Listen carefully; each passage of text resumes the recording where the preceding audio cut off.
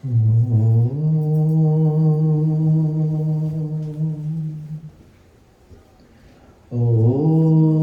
प्रजापति चरति गर्भे अन्तराजा यमानो बहुधा विजायते तस्या योनिं परिपश्यन्ति धीरा तस्मिन् हतस्तु भुवनानि विश्वा.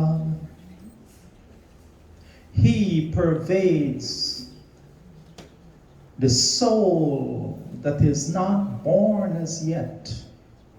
He resides in the hearts of all beings. He manifests himself in different ways.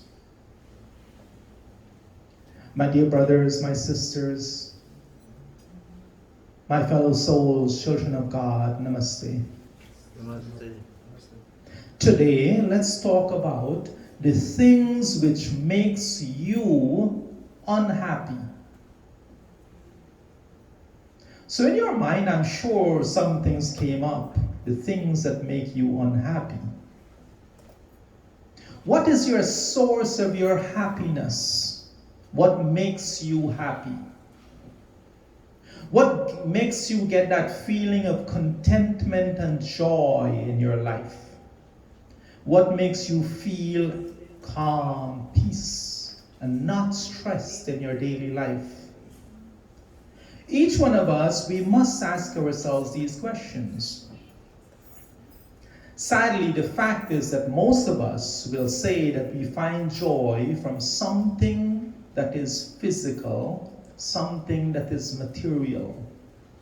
For most of us, our happiness is almost solely dependent on something external, outside of ourselves, something material, or someone else. Imagine a little baby and its first toy. The baby gets attached to that toy, and most of you will relate. He sees that toy as his own, and when you take that toy away from him, the baby cries. And often we wonder, what can we do to get that baby not to be so attached to that toy? If you lose it, baby cries. The toy brought him joy and comfort. You take that toy away, he becomes miserable and cries for that which brings him comfort and joy as he knows it. All parents knows the answer to this question. You cannot just take that toy away, you replace it with another toy, right? You buy him a better toy and then he will willingly let go of that old, dirty, torn up toy. And it seems that most of us continue to live our lives too. We continue to find something else to replace the old things in our lives which brought us joy and somehow gave us a sense of fulfillment. And as we grew up, we get older, we kept replacing one source of material happiness with another source of material happiness. Hundreds of years ago, Adi Shankaracharya, in his process of negation, not this, not that, he went on this journey of identifying what's his true self. Mano buddhya ahankara cetani naham न च श्रोत जीवे न च घ्राण नेत्रे न च व्योम भूमिर्न तेजो न वायुः चिदानन्दरूपः शिवोऽहं शिवोऽहं चिदानन्दरूपः शिवोऽहं शिवोऽहं. I am not the mind, I'm not the intellect, I'm not the ego, I'm not these faculties of recollections. I am not the hearing and the tasting, smelling, seeing. I am not the sky, the earth, the fire, the air. I am none of that. I am that pure, blissful consciousness. Shiva aham, shivoham. That Shiva I am. Chitananda Rupa Shivoham, Shivoham. And yet here we are. We seek our happiness, our peace, our bliss, someplace outside of ourselves. And when this is interrupted, we are sad and we are bitter and we are miserable. And we let others know we are sad and bitter and miserable by making them sad and bitter and miserable. See, when they were younger, for some people, it was music. And maybe they got older, maybe it's still music. Then as a child, when you grew up, maybe it probably was the bicycle, some other item that brought you so much happiness. Then it might have been the fancy clothes, then the parties, then the girlfriend or the boyfriend brought you happiness. And when you brought your first car, that was your joy and happiness, which you washed and you caressed every weekend. You showed off proudly to friends and family. That brought you happiness. Then you got used to the car and you replaced it with a house of your source of joy and happiness. Then maybe it was your spouse. And that continuous search for that source of happiness, we replace one thing with another. The house became too small, it didn't bring us joy anymore, it was not impressive enough to show all the friends, so we got another bigger house. The job was not sufficient enough, it no longer brought us joy and happiness, maybe it couldn't pay for the bigger house, so we had to get another job. And so it goes. For some of us, the wife no longer brought us happiness, we got another wife. The husband did not get us happiness, we changed husbands. All of this jumping through hoops simply because our happiness was always somehow tied to something else, to someone else, to material things, those things outside of ourselves. And yes, many of us will live our entire lives looking for this joy and this bliss and this happiness outside of ourselves, and we will never get to the point where we look and find that inner joy, that inner bliss, that inner peace. That is where our real source of happiness resides. For as long as we keep our happiness and joy linked to the outside world, for as long as we keep looking for a peace outside of ourselves, the search will always be endless and empty, because it simply is not there. It is like looking for ice in the blazing heat of the desert. As you've often heard it said, the happiness, joy, and bliss are all states of mind. There are so many messages on social media that has so many good meanings. But what do? We see that good message and we say, oh, that sounds so good, I must share. We don't think, oh, that sounds so good, I must do. We scour the internet looking for impressive things to share with other people, not to use and improve our own selves. We do not look for those messages so we could practice the teachings. We look for the likes. That's the important thing. But we must realize that we are all inherently joy, bliss, peace, love. All that is good is already residing within you. You must find that. Identify with that. Find that within you. Patanjali Yoga Sutra 24 says that the divine resides within you. It is that special self which is free from affliction, action, fruits of action, impressions, and is left untouched by anything outside of you. Klesha karma vipaka ashe air aparam rushtaha purusha videsha ishvaraha. Klesha, affliction; karma, action; vipaka, fruits of actions. They do not leave an impression on that real, true, divine you. Aparam rushtaha, untouched. That divine you, where all of that resides, the goodness, is left untouched by all of these things. So there are different types of sufferings. Let's look at a couple of them. One type of suffering is ignorance. You hear so much of this. When our consciousness is filled with ignorance, the result is restlessness, unhappiness, suffering. We must understand that our misery is due to ignorance.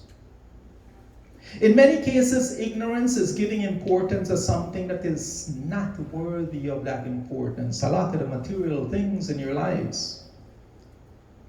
Ignorance is when I become so full of myself, my own self-importance, that if others don't treat me in a particular way, I get upset at them. If they don't fall at my feet, if they don't praise me, if I'm at Mandir and they don't call my name, I get insulted. If I come to Mandir and I'm not asked to sing a bhajan, I get insulted. That kind of ignorance too. Ignorance is thinking that something is changing when, or to be permanent, or imagining something to be joyful which is not joyful. That kind of ignorance. Somebody says something bad about you and your whole world is shot. After we are done, maybe somebody comes up to give a speech and they say something that bothers you, gets you so upset. You get mad, you storm out of the mandir, you leave. That too is ignorance. We must realize that the words that comes out of a person's mouth, we do what we want with it. If you like what he says, you keep it in your mind. You let it register. You do not like what it says, you disagree with what he says, you let it go and it is gone. One time a master and his student were walking, they had to cross a river. And right next to the river was this woman of ill repute, scantily dressed, asking for somebody to take her across the river. The master picked her, put her on his shoulder, took her across the river, set her down. The master and the student continued walking. Miles away from there, the student was getting very upset. The master asks, what's wrong? The student says, well, how could you touch that woman? That's against everything we believe. I don't understand why you did that. It bothers me. The master said, I left her by the river. Why are you still carrying her? We must know when to let go of certain things.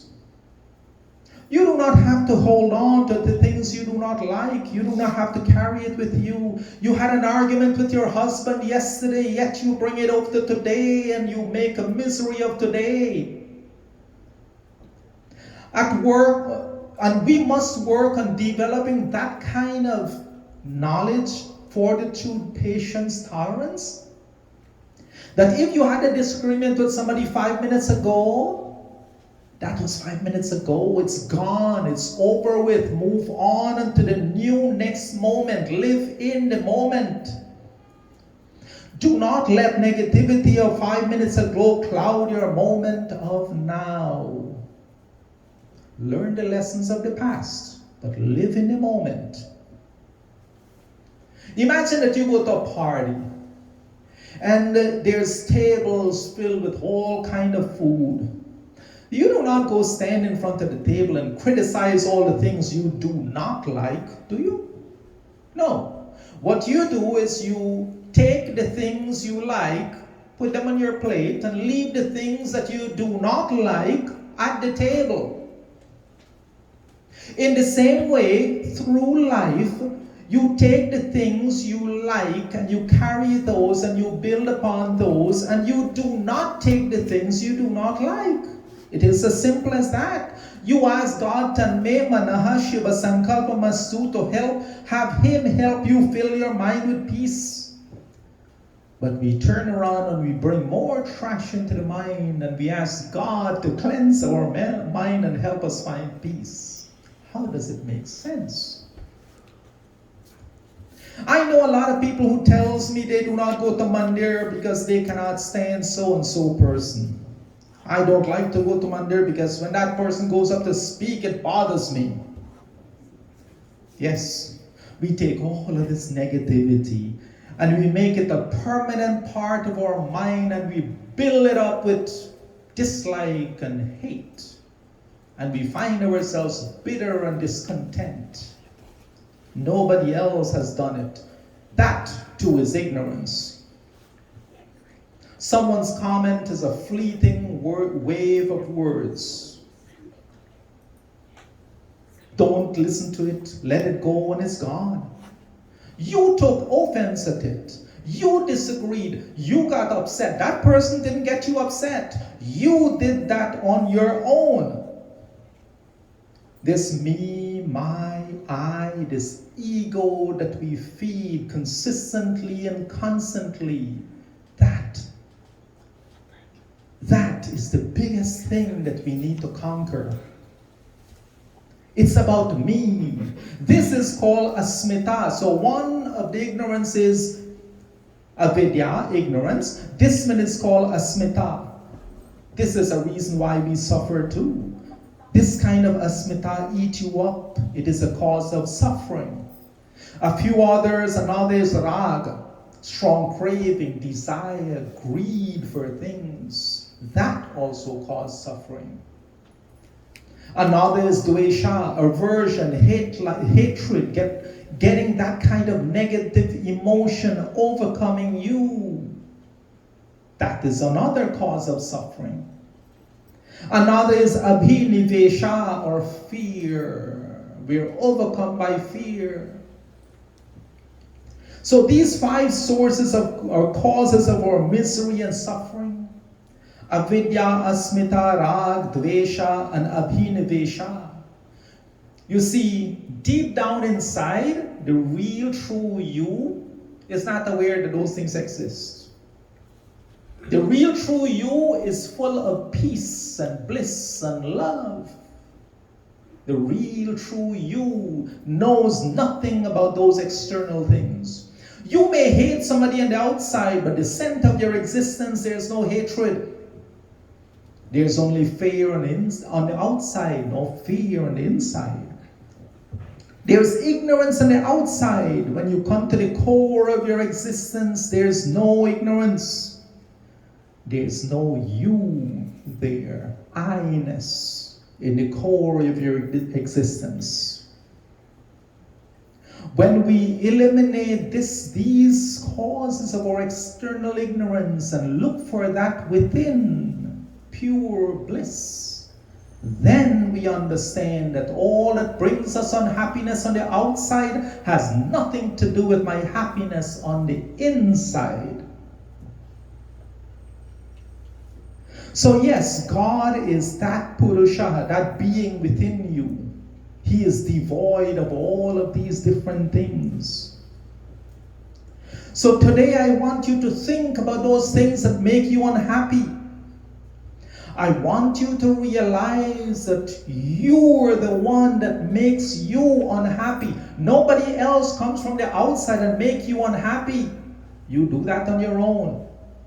By the same token, nobody can come from the outside and make you happy. You also do that on your own. Again, my fellow souls, your pure bliss, your peace, all of that is within you. We have so many bhajans, so many mantras tell us about that inner divinity. मुझ में ओ तुझ में ओ सब में ओम समाया सबसे कर लो प्यार जगत में कोई नहीं है पराया कोई नहीं है पराया. God is present in me, God is present in you, God is present in the hearts of each and every one of His children. Become one with that within. जितने हैं संसार के प्राणी उन सब में है ज्योति. एक भाग के फूल है सारे एक माल के मोती. एक करे करने सबको एक करे करने सबको एक मिति बनाया कोई नहीं है पराया. The divine light of God can be found in the hearts of all creatures of this world. He's present in the heart of every living being, great and small. We're all flowers in the same garden. These songs teach us all the same thing. We sing the song, we get up, we leave Mandir, and we leave it all where we're sitting. Today I ask you, I say, take this message home with you. When you feel unhappy, ask yourself, what outside of me is making me unhappy? No, my happiness is within me. Reach within yourself. Find that happiness within yourself and realize that your happiness is not contingent on something outside of you. And when you have that realization in yourself, in your mind, and you believe it in your heart, and you know it to be the truth of all truths, you will find your bliss. You will find your peace. You will find within you all that is good, pure, and blissful. My fellow souls, we are not separate. You and I. Our happiness, your peace, your bliss is not outside of you.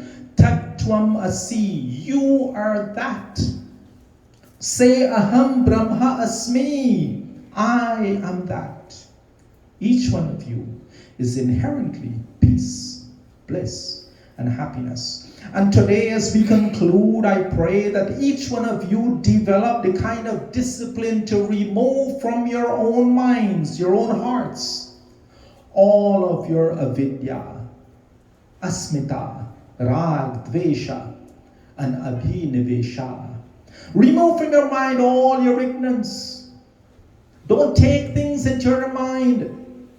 Remove from your mind any separation you see between you and the rest of God's universe. Remove from your mind all strong cravings for stuff and greed. Don't let that control you. Remove from your mind any dislike, jealousy, and hatred. And remove from your mind any fear. There's no fear within. Find within yourself, my fellow souls, your divinity, your peace, your bliss, your universal love. And as we do this, we will discover within ourselves only that pure and divine. This will be all that remains. I thank you so much. My dear Behenji, I chose this particular pravachan so that you can begin going on this spiritual journey in your own life. Don't see this as just a celebration of your birthday, but as part of your journey, your spiritual journey. I thank you all for being kind and patient and attentive audience. Om Purnamadaha Purnamidam Purnata Purnamudachyate Purnasya Purnamadaya Purnamevavashishyate. All is complete, all is perfect, all is complete. Om Shanti, Shanti, Shanti Om. With love and humility in my heart, namaste to each and every one of you.